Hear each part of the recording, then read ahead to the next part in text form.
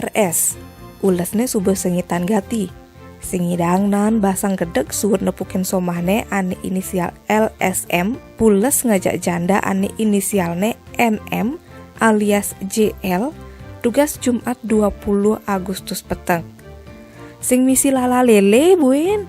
RS ane asalne uli kecamatan Kubu Karangasem laut ngelaporang somahne ke Mapolsek Kubu.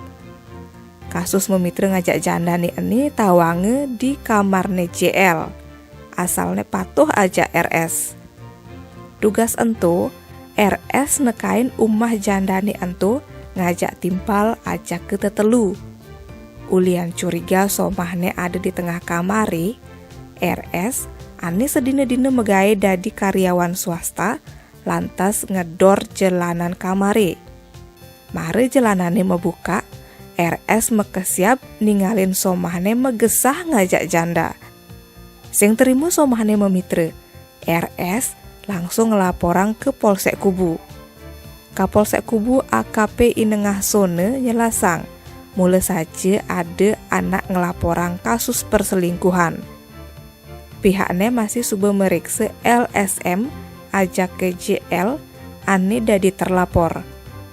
Jani polisi anu nyelidikin kasus ini. Tim Bali Express ngelaporang.